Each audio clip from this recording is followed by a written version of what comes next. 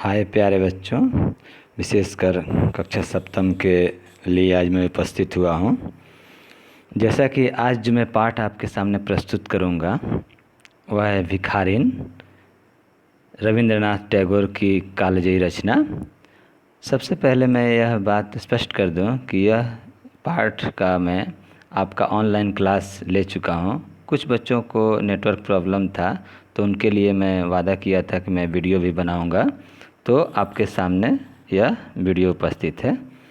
तो पाठ को उपस्थित करते हैं आपके सामने। पाठ 2 भिखारिन। सबसे पहले मैं कवि परिचय आपके सामने प्रस्तुत कर रहा हूँ। रविंद्रनाथ टैगोर या रविंद्रनाथ ठाकुर भी 7 मई 1861 में उनका जन्म, और मृत्यु भी आप लिख सकते हैं 7 अगस्त, डेट वही है 1941। रविंद्रनाथ टैगोर या रविंद्रनाथ टैगोर, ठाकुर या टैगोर जो भी कहिए, जिन्हें गुरुदेव के नाम से भी जाना जाता है, वे विश्व विख्यात कवि, साहित्यकार, दार्शनिक और भारतीय साहित्य के नोबेल पुरस्कार विजेता हैं।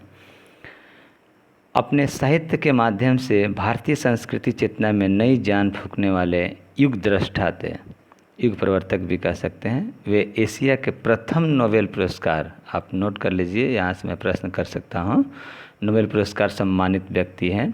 वे एकमात्र ऐसे कवि हैं जिनकी 2 रचनाएं 2 देशों का राष्ट्रगान बने। यह बड़े ही गर्व की बात है। भारत का राष्ट्रगान आप सभी परिचित है, जन गण मन, और बांग्लादेश का राष्ट्रीय गान आमार सोनार बांग्ला गुरुदेव की ही रचनाएं हैं। तो सबसे पहले यहाँ पर आप देख चुके कि आप किनके बारे में पढ़ने जा रहे हैं, तो अब मैं पाठ परिचय आपके सामने प्रस्तुत कर रहा हूँ।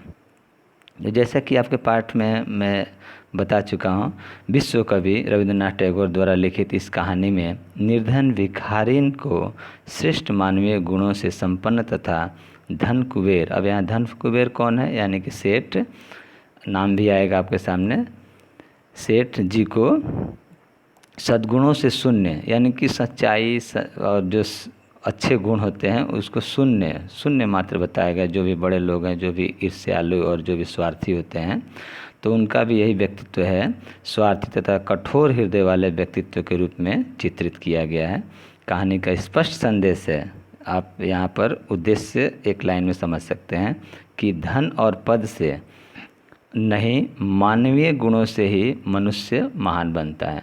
मैंने आगे भी बताया था, आपके क्षेत्र में भी ऐसे कुछ व्यक्ति होंगे जो समाज के कल्याण के लिए, उनके पास धन संपत्ति नहीं होगी फिर भी वह मानव से जुड़े होंगे, और कुछ लोग ऐसे भी होंगे जिनके पास अपार धन संपत्ति है, लेकिन आज आप समझ रहे हैं कि इस महामारी, कोरोना जैसी महामारी में भी वह सामने नहीं आ रहे हैं और लोगों की सेवा नहीं कर रहे हैं।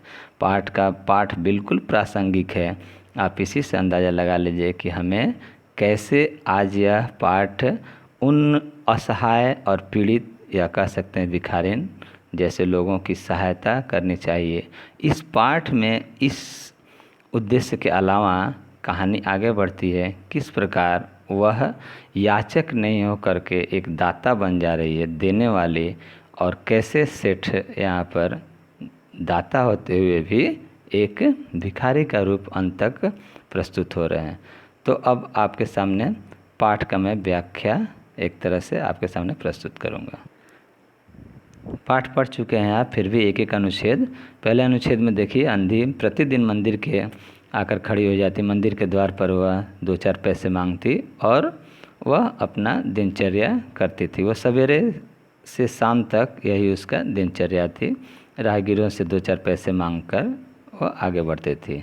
आगे बढ़ते हैं, झोपड़ी पर पहुंचते ही 8-10 वर्ष का एक बालक। अब यहाँ पर देखिए उसका उस बालक से क्या नाता है, आप भी समझ सकते हैं, कुछ नहीं, वो जन्मदाता नहीं है, पालनहार है। दौड़कर उसे चिपट जाता, अंधी टटोल कर, एक तो अंधी है और टटोल कर उसकी माथा चूम लेती थी। कोई नहीं जानता था कि यह बच्चा कौन है, किसका है, कहाँ से आया है। ये सारी बातें आप जानते हैं कुछ वर्ष पहले ही। और लोगों ने इस बच्चे का अकेला रोते हुए देखा था, तब अंधी ने बड़ी मुश्किल से उसे बहलाया था और उसका पालन पोषण कर रही थी। अंधी ने अपनी झोपड़ी में एक हांडी, अब वो जो पैसा ला रही थी एक हांडी में जमा कर रही थी उसी बच्चे के लिए, मोहन के लिए।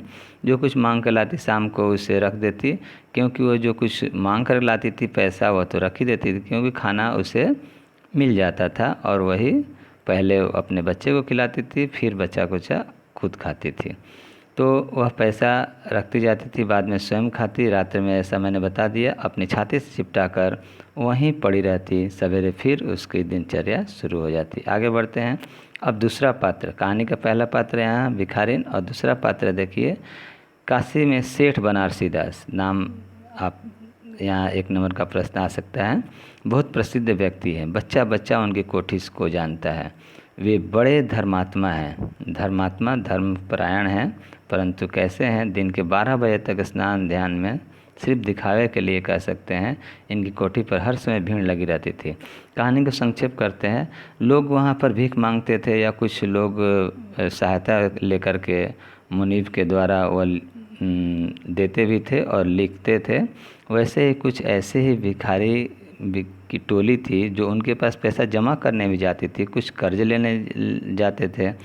तो अंधी ने भी सोचा कि जो भी भीख मांगकर जो पैसे इकट्ठे हुए हैं क्यों ना मैं इस सेठ के यहाँ मैं जमा कर दूँ। तो मुनीब वहाँ पर है, मुनीब को वहाँ पर वह दे रही है और इस वादे के साथ कि मुसीबत पड़ने पर मैं यह पैसा वापस ले सकती हूँ। कुछ दिनों बाद समय का कालचक्र और बच्चा बीमार पड़ जाता है। अंधी झाड़ फूँक के द्वारा, जो कि गांव में प्रायः होता ही है, और डॉक्टरी इलाज करने के बाद भी वह ठीक नहीं हो रहा था। तब उसे याद आया कि सेठ के पास मैंने जो अपना पैसा जमा किया है उसे ले करके इसे शहर के अच्छे डॉक्टर से दिखाया जाए। तो सेठ जी के पास जाते हैं। देख रहे हैं सेठ जी साफ मुकर जाते हैं कि हाँ कैसा पैसा। अब यहाँ पर उनका चरित्र आपके सामने आ रहा है। उन्होंने तो अंधी को धन अपने यहाँ जमा होने से भी मना कर दिया। सबसे बड़ी विडम्बना यही थी।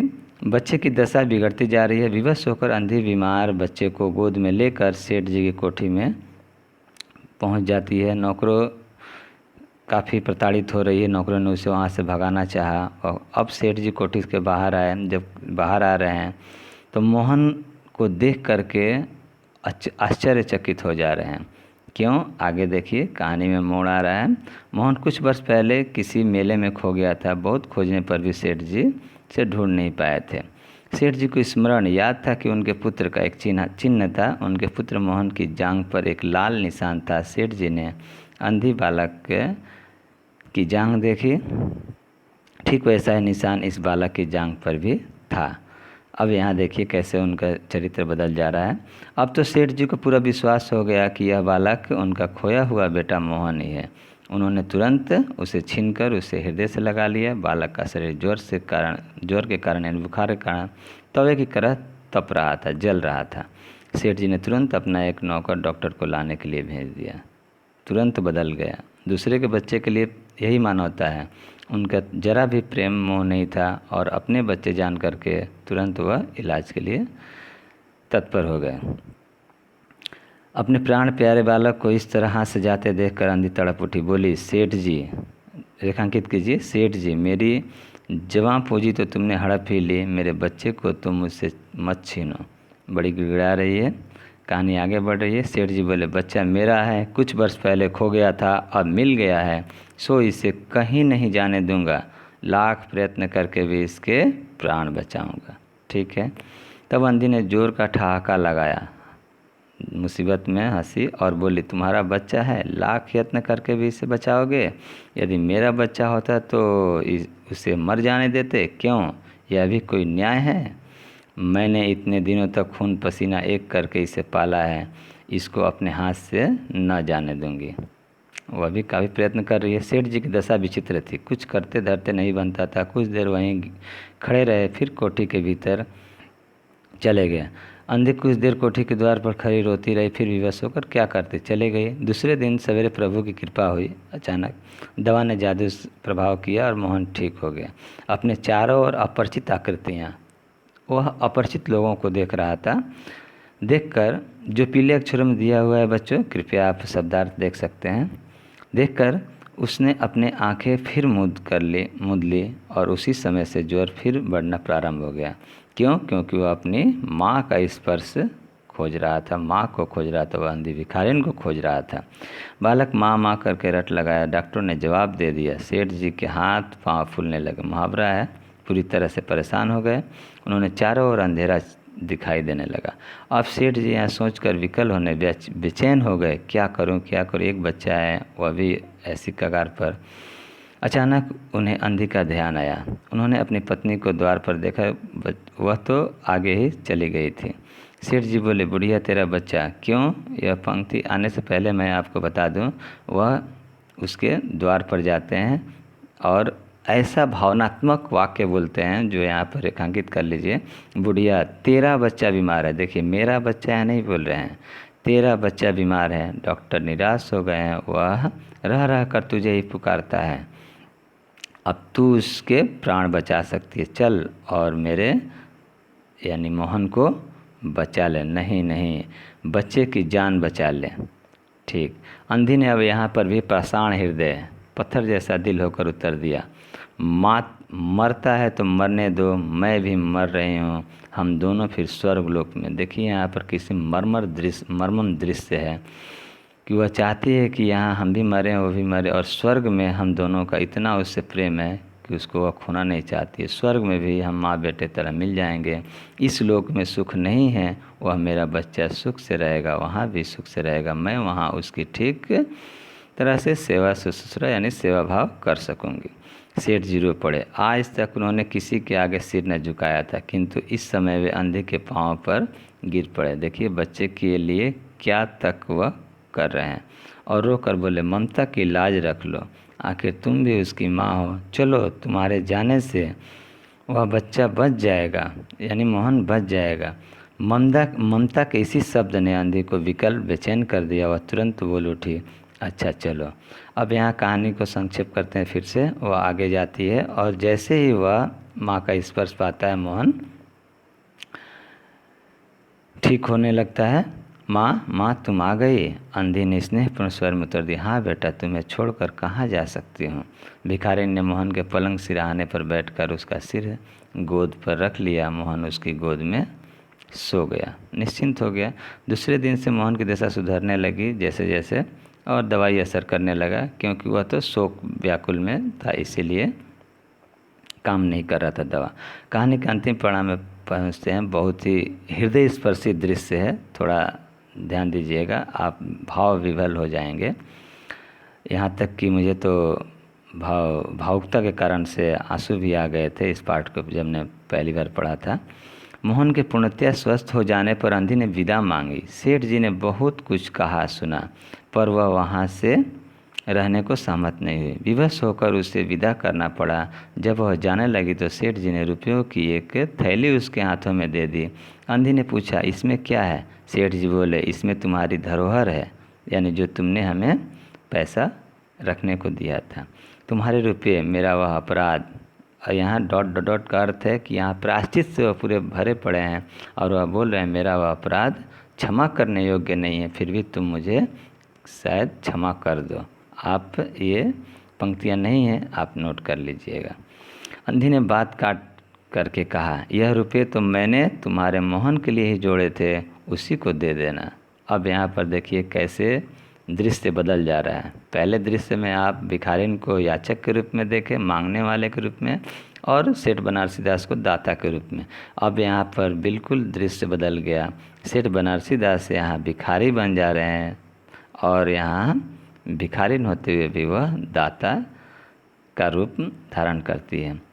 अंधी ने वह थैली वहीं छोड़ दी और लाठी टेकती हुई अपनी झोपड़ी की ओर चल पड़ी। बाहर निकलकर उसने उस घर की ओर फिर आंखें नहीं उठाई। उसकी आंखों से आंसू बह रहे थे, किंतु वह भिखारिन होते हुए भी, अंतिम पंक्ति रेखांकित कीजिए, सेठ से महान थी। इस समय सेठ याचक था। याचक यहाँ पर देख सकते हैं मांगने वाला, और वह दाता थी। यहाँ प्रश्न आ सकता है कि अंत में याचक कौन है और दाता कौन है। कहानी बहुत ही संक्षेप में आप अपने से याद करके अपने घर के छोटे भाई बहनों को सुना सकते हैं कितनी ही भाव विवल करने वाली यह कहानी है। विश्व प्रसिद्ध रचयिता हमारे जो भी हैं कहानीकार रविंद्रनाथ टैगोर की उनकी यह कालजयी रचना है। जब भी यह कहानी आपके दिमाग में आए, आप अपने आसपास के असहाय लोगों को अपने आँखों के सामने रखिए और तब इस कहानी की प्रासंगिकता सही सार्थक होगी और सही मायने में लेखक की रचना यहाँ सार्थक होगी। तो धन्यवाद बच्चों। अब आगे आपका जांचिए परखिए। अगर इसमें भी मैं एक एक प्रश्न का आपका व्याख्या कर चुका हूँ, बता चुका हूँ, आप लोग के द्वारा पूछे भी हैं। बहुत बच्चे यहाँ पर, लगभग बच्चे यहाँ पर उत्तर दिए हैं। कुछ बच्चों की जो जो प्रश्न असुविधा थी मैंने उसको भी विस्तार पूर्वक बताया, लिखिए भी मैंने बताया।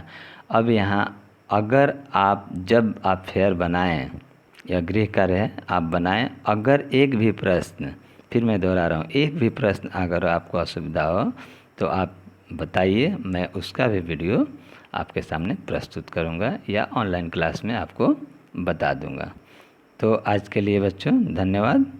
आशा करते हैं कि आप इस पाठ को अच्छी तरह से लिख पाएंगे। धन्यवाद।